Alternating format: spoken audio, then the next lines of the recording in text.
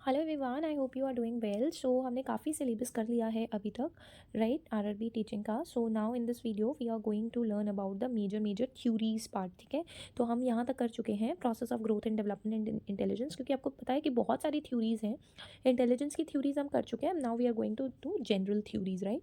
सो बहुत ही जल्दी हमारा ये कंप्लीट भी हो जाएगा। So theories of learning will start. So first theory is Pavlov classical conditioning. किसने दिया था? देखो, एक एक पॉइंट में दिया गया है जिस पे क्वेश्चन डायरेक्ट बन सकता है। इवान पावलोव ने, उसका क्या मेजर कॉन्सेप्ट था कि लर्निंग एसोसिएशन से होता है।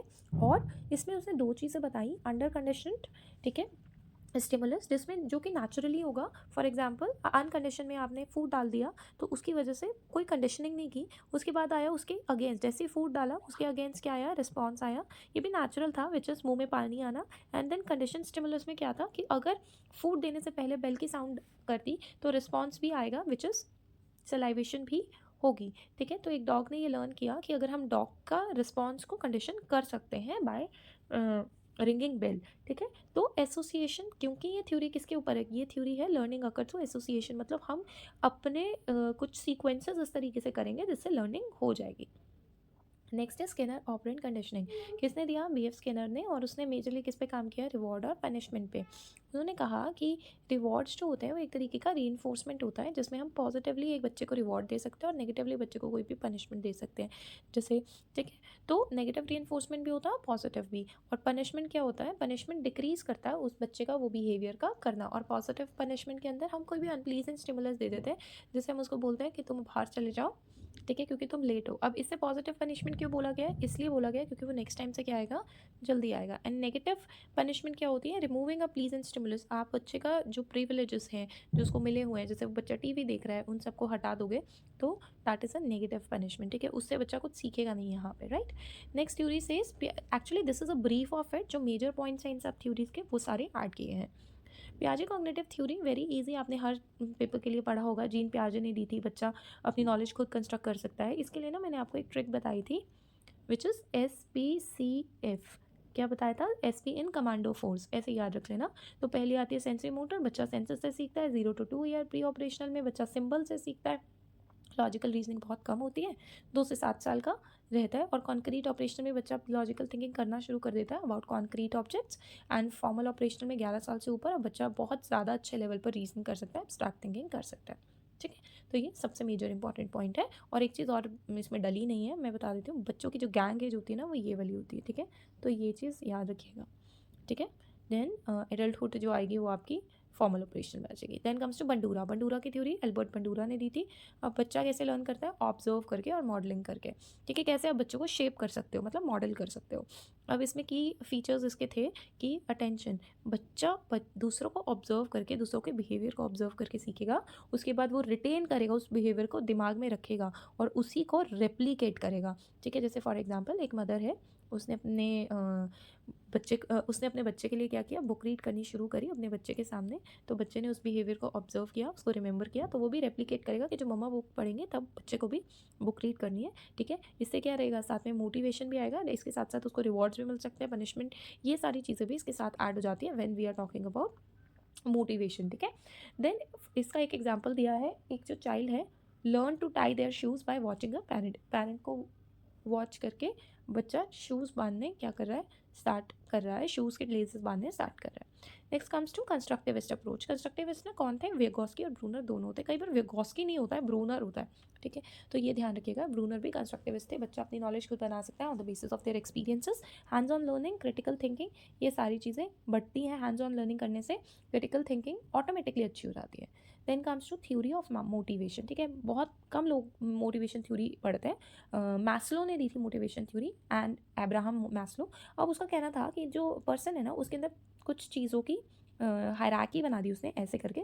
और हायरार्की में बोला कि जो आपकी सबसे मेजर नीड है वो है फिजियोलॉजिकल नीड। ठीक है, बेसिक नीड है फूड एंड वाटर। अब क्योंकि ये मोटिवेशन नीड है तो इसका मतलब ये है कि इनको पाने के लिए सबसे ज़्यादा फोकस किया जाएगा। देखो, अगर कोई भी पर्सन है, किसी भी बैकग्राउंड से वो आ रहा है, तो बेसिकली ये चीज़ तो बेसिक नीड्स है, फिजियोलॉजिकल नीड्स, उसके लिए मोटिवेशन ऑटोमेटिकली निकल के आएगा, क्योंकि उनको अपना लाइफ को क्या करना है, बिताना है, राइट। उसके बाद आता है सेफ्टी नीड्स, जो कि सिक्योरिटी एंड स्टेबिलिटी में आ जाता है।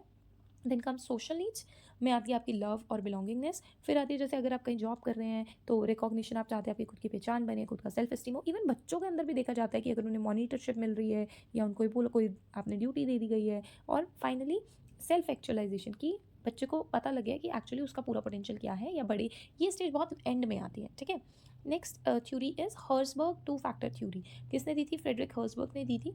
तो उसके accordingly motivation is influenced by hygiene factors, prevent dissatisfaction but don't motivate।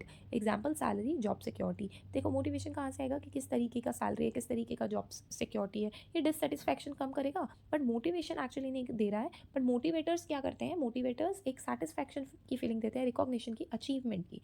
ठीक है, तो दिस इज वॉट जो थ्योरी थी, टू फैक्टर थ्योरी थी, एक जिसमें हाइजीन, एक इसमें हाइजीन फैक्टर आ जाता है और दूसरा इसके अंदर मोटिवेटर्स आ जाता है। Then comes to self-determination theory. Self-determination theory was proposed that motivation किससे इन्फ्लुएंस करी जा सकती है? ऑटोनोमी, खुद से, खुद के एक्शन से। ठीक है, अगर आप डेली अच्छा खाना खा रहे हो या डेली जिम जा रहे हो तो खुद के एक्शन से अपने आप वो मोटिवेशन अगले दिन के लिए भी आएगी। And competence, feeling capable and effective, जब आप अपने आप को कैपेबल फील करते हो तो उससे भी आपको एक पॉजिटिव मोटिवेशन मिलेगी। और रिलेटेडनेस, जब आप किसी दूसरे के साथ कनेक्टेड फील करते हो।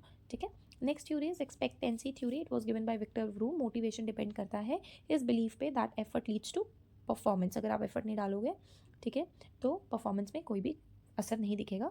And believe that performance leads to rewards, और परफॉर्मेंस से ही रिवॉर्ड मिलते हैं।